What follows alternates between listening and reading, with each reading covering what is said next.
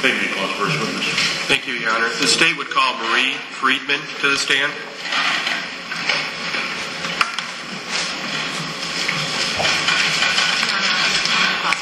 I'll be performing the cross-examination of Marie Friedman. Thank you.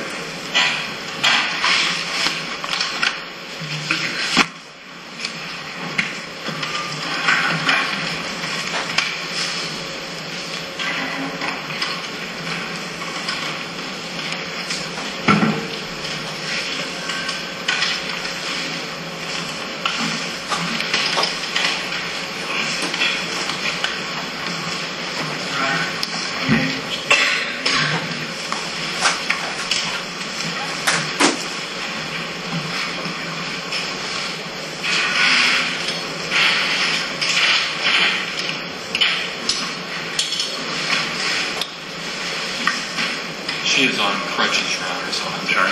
The first witness is on crutches. Let's take it a little bit.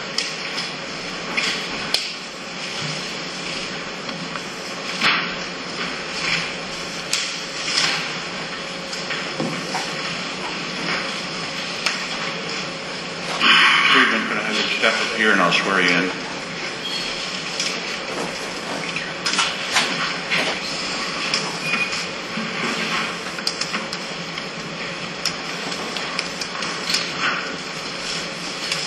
Raise your right hand.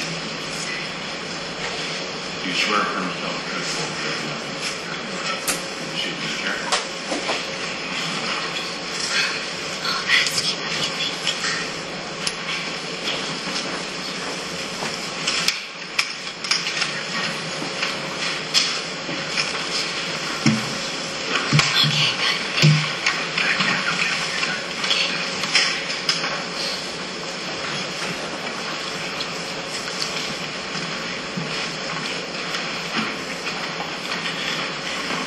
Please introduce yourself to the jury.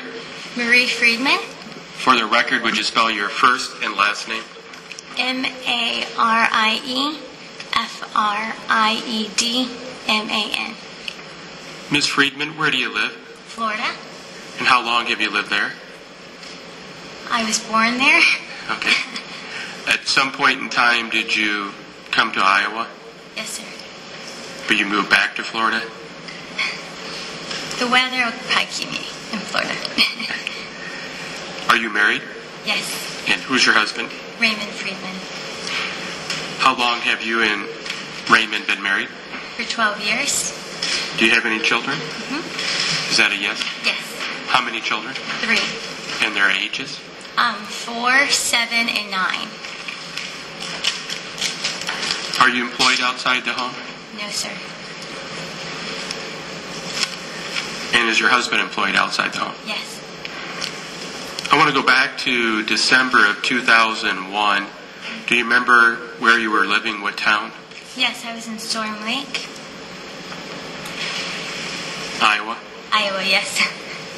Do you remember about when you and your family would have moved to Iowa? It would have been fall semester for the University of Buena Vista because I did my student teaching, so about fall. Or just before, maybe. And your family lived in the town of Storm Lake? The town of Storm Lake, we lived there, yes. You mentioned you were doing student teaching for the Buena Vista? Yes, they oversaw my student teaching. What school or grades did you teach? It was a certification for K through 12, and so I believe in December I was student teaching in Odebolt, which was K through 12. Did you know, or do you know, the defendant, Tracy Richter? Yes. How do you know her? My husband worked for her husband in a company that they had.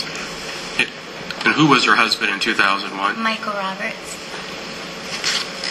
And had you been to the Roberts home before? Yes, sir. Mm-hmm. Do you remember what town they lived in? Early, Iowa. Approximately how many times had you and your husband been to the Roberts home? A few times. We were comfortable with going to visit them. I can't say exactly how many times. Did your husband, who worked for Michael Roberts, where was the business located in relationship to the family home? And I believe it was originally a house right next to their residence, to the left of their residence. So in December of 2001, you would have been doing student teaching then at Odebolt? Is that a yes? Yes. Did you have certain days of the week you did the student teaching? Monday through Friday, just like any teacher would. Do you remember at all what your hours were? I arrived before the first class and left after the last class, so about a school day. When the last class was done, did you leave immediately, or did you have to do anything to clean up the I classroom? might have had to tidy up the classroom a little bit, but not much more than that.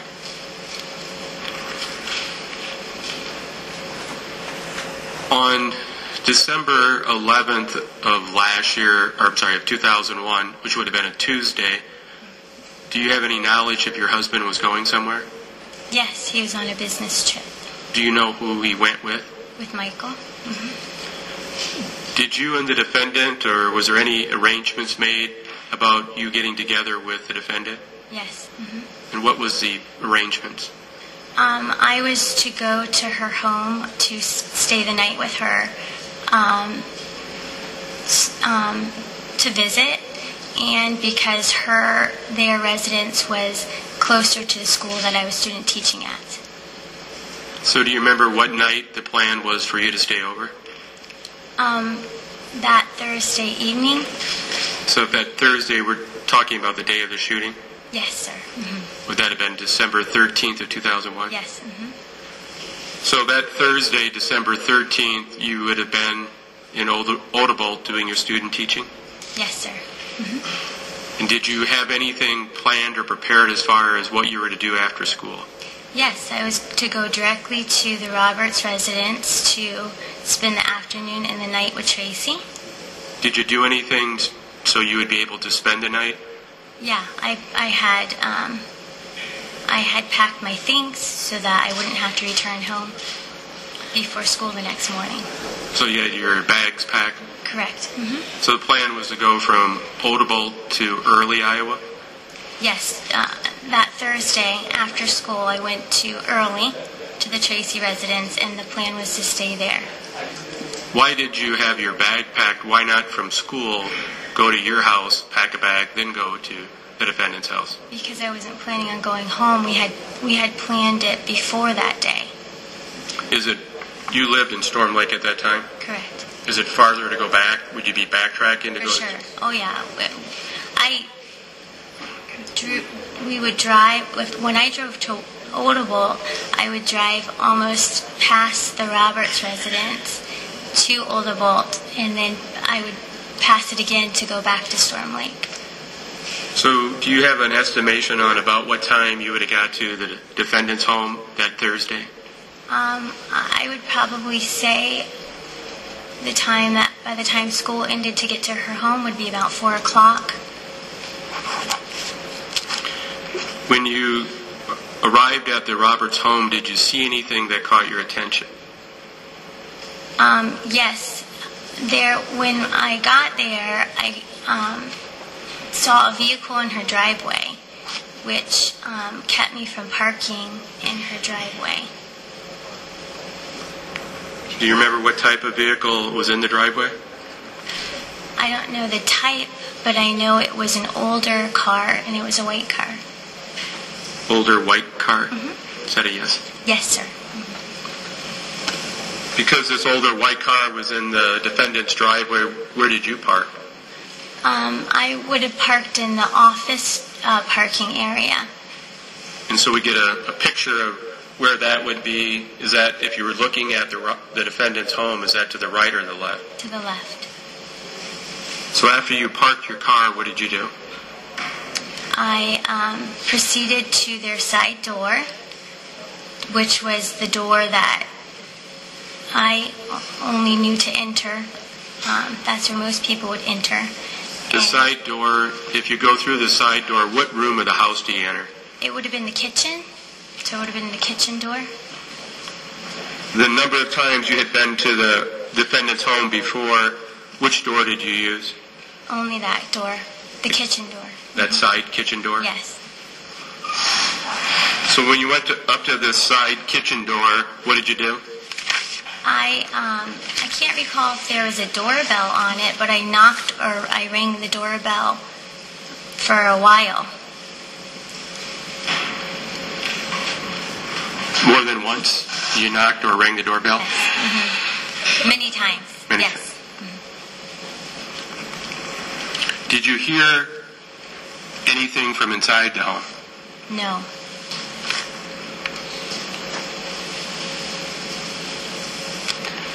So how long did you wait by the door? I waited there a while, knocking, and I waited there long enough to be sure that nobody was home, or assume that nobody was home. What did you do then?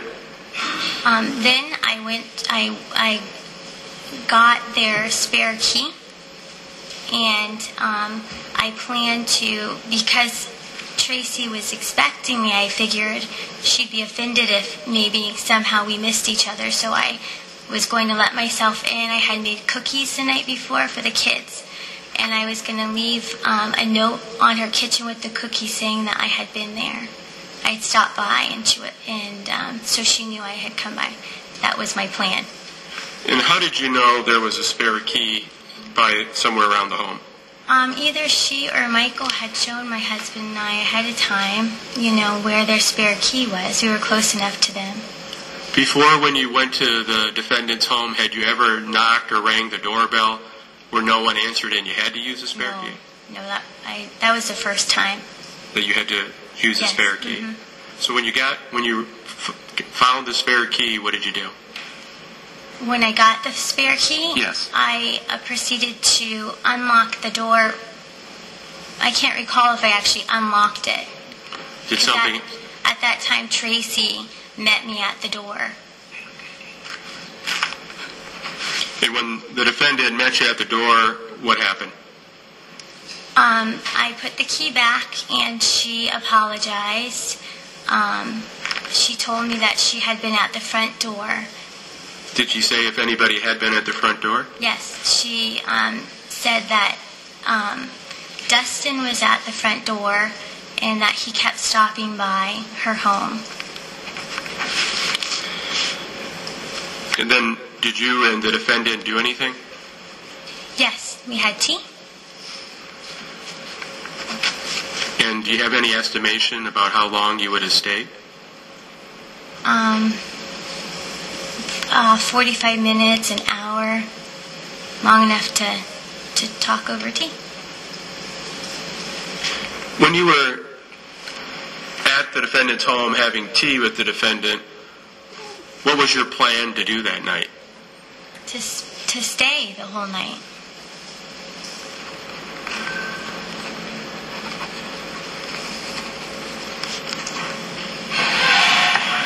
Did at some point when you were talking to the defendant, did something change?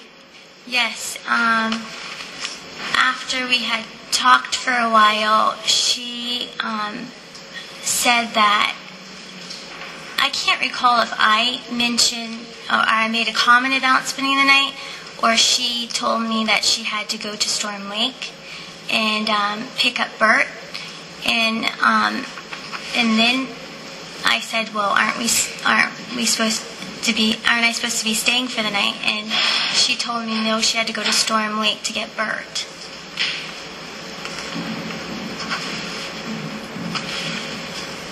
So the defendant specifically told you no, you could not spend the night? She told me that the plans had changed. We wouldn't be spending the night anymore.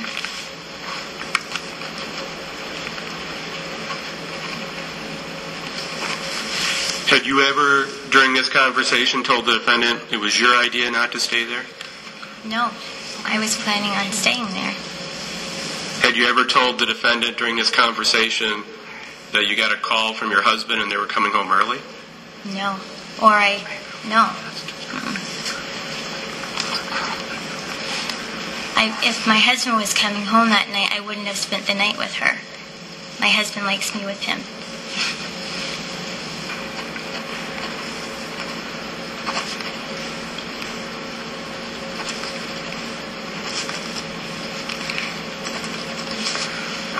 So after you said about 45 minutes to an hour, you left? Yes, And when you left, what door did you go out? The same door I entered. When you went out that door, did the defendant walk you to the door or just go out on your own? She probably walked me to the door, yes. And what did you do then? I went to my car and went home. When you went out? I'm sorry. I went home to Storm Lake. When you went out to your car, did you have to walk by the driveway, the defendant's driveway? You'd have to walk across it, yes. You had to go across the defendant's driveway to get to where your car was parked. Yes. Did you see if that white car that you saw when you arrived was still there? I believe it was gone when I left.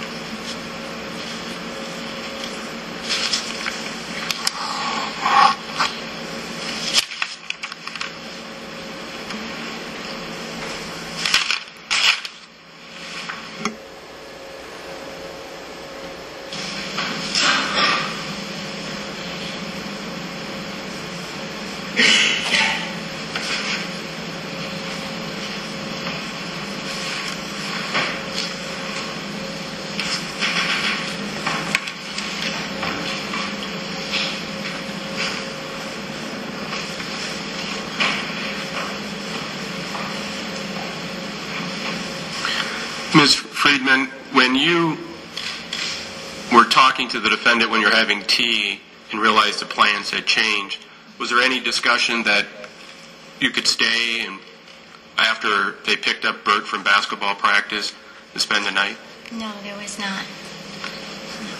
And the person that changed the plans was who? That was Tracy. When you first pulled up to the Roberts driveway and saw the white car, could you see the front porch area? I don't know if I didn't look or I couldn't see. I can't recall. Were you paying any attention to that area? Probably not. No other questions. Thank you. Ms. Anderson, do you have questions? Yes.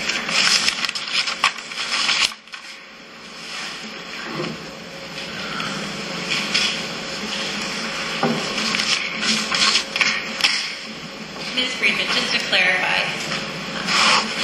the arrangements for you to Is the spend green light on? It is, Judge. Oh, no, there it is. Yes, sir. Ms. Friedman, just to clarify, the plans for you to spend the night on December 13, 2001 were made well in advance, true? Before that day, at least, yes.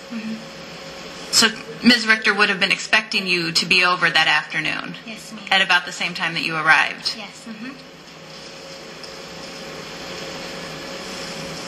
And when you arrived, there was an older white car in the driveway. Ms. Richter didn't answer the door immediately.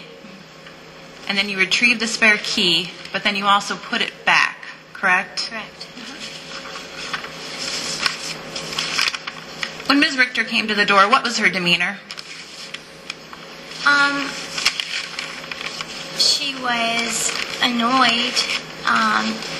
She was annoyed. And she was frustrated by her in conversation with Dustin at the front door when she got there. You also believe that she was uncomfortable about Dustin being there, didn't you? Yes, ma'am. She also indicated that she believed Dustin was creepy. Yes, So she didn't try to hide the fact that Dustin had been at the house by sneaking him out the front door. No, she clearly told me that he was visiting while Michael was gone, and it bothered her. And he had been asking her for work, right? Yes. He was asking for jobs of some sort. And she told him to come back when Michael Roberts was back in town. Correct. You were at the Roberts residence for approximately an hour. So until after 5 o'clock? Probably. And at some point, Ms. Richter told you that she had to go to Storm Lake to take Bert to basketball practice. Yes. And in fact, it was then that you just determined that you wouldn't be staying the night. There wasn't conversation about it. There was conversation about it. She told me that we would not be doing the overnight visit because of her having to take or pick up Bert from school, because I distinctly remember it being, it was a surprise to me. And you made two previous statements, one on December 14th, 2001 to Lieutenant Dennis Sesford. Do you recall making that statement? Yes. And then later on May 11th of 2004, you also signed a sworn affidavit. You did sign that affidavit on... Yes, May I approach, Your Honor? Yes.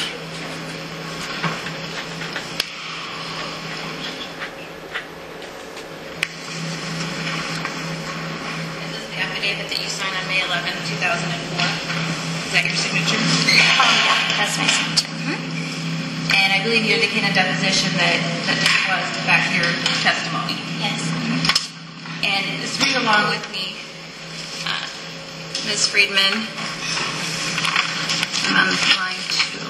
Oh, I'm sorry. Opposing counsel. Are you doing a statement?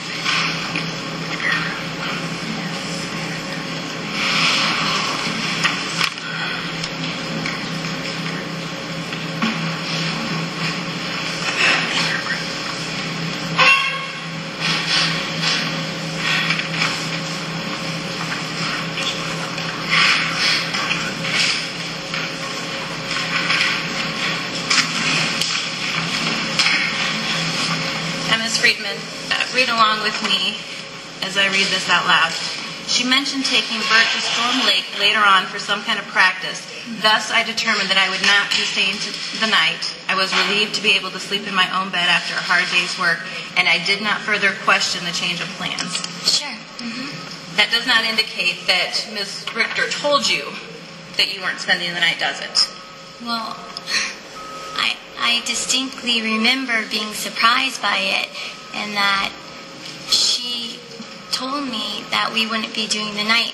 I am not a pushy person, and so I didn't inquire more, but she was the one who made that change, ma'am. Okay, but this statement does not reflect that. It just says that you did not question further the change of plans, did you?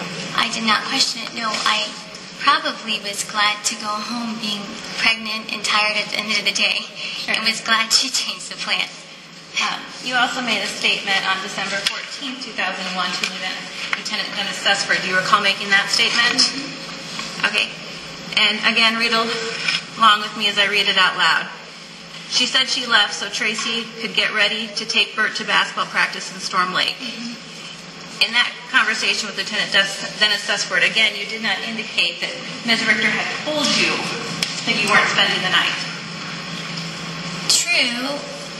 I answered the man's questions. So he didn't... If he asked me that, I would have told him that, because that is what happened. All right, thank you, Ms. Friedman.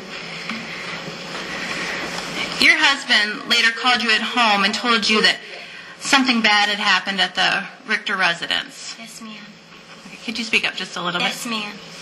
And it might help if you move it a little closer. I'm having a hard time hearing you, so I think the jury might also. And at the time that he told you something bad had happened at the Richter home, he was actually on his way home already. Correct. From Minneapolis. Yeah. You rushed over to the Richter residence. I'm sorry, you have to use yes or no? Yes, sorry. And that's where you learned that she was at the hospital. Yes. You then went to Casey's and called your husband, right? Right. And you told him you were going to the hospital. Yes. When you arrived at the hospital, did you see Ms. Richter? Yes, ma'am. And describe her demeanor for the jury, please. She looked She didn't look good. She looked very, very disturbed, frazzled, and she had a scar around her neck. And in fact, I believe you stated in your deposition she looked terrible, just like she had been assaulted. Yes. Mm-hmm.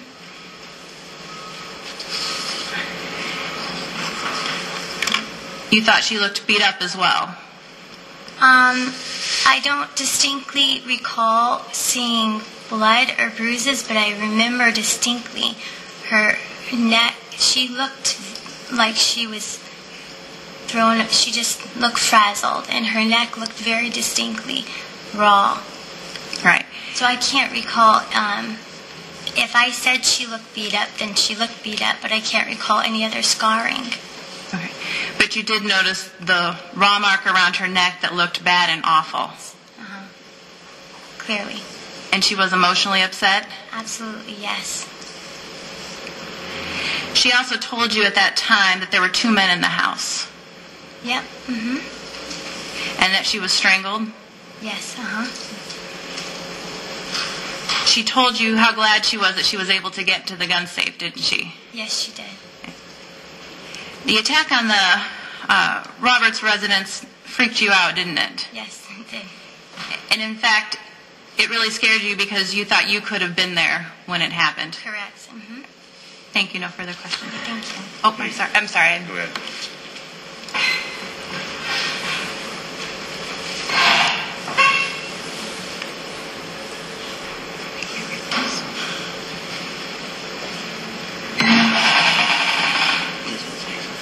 Remember, Ray Freeman, her husband, said to stay. She was supposed to stay away from Dustin and Dogma.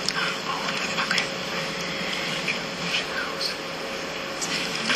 Ms. Friedman, your husband had also told you to stay away from Dustin Weedy on a previous occasion, hadn't he? Yes, ma'am. And you were also aware that your husband and Dustin Weedy went paintballing with Michael Roberts. Yes, I was paintballing with them once myself. Okay. No further questions at this time. Any redirect? Briefly, Your Honor. Go ahead. Ms. Friedman, when you went to the hospital and you saw the defendant at the hospital, you said you saw a mark on her neck, Yes, sir. and you weren't able to make any determination how the mark got there, were you?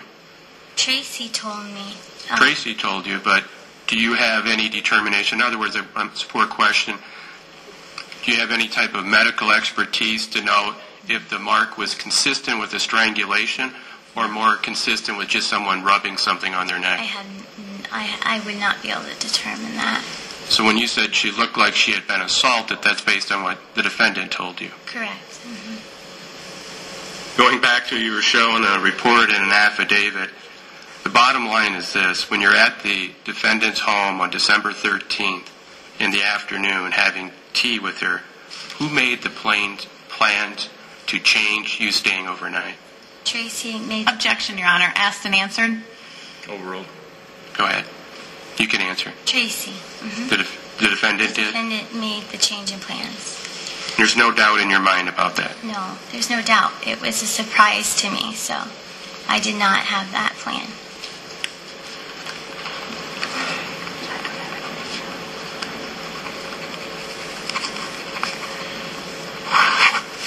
No other questions?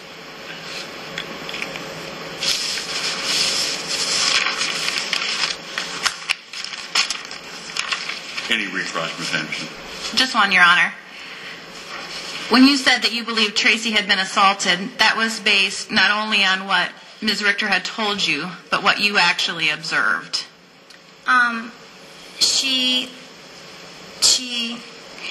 Everything Tracy told me, it appeared to be that way to me. There was no question in my mind that she would not be telling the truth. It looked that way. All right. Thank you, Your Honor. No further questions. Anything else? No other You questions? may step down. Okay. Great.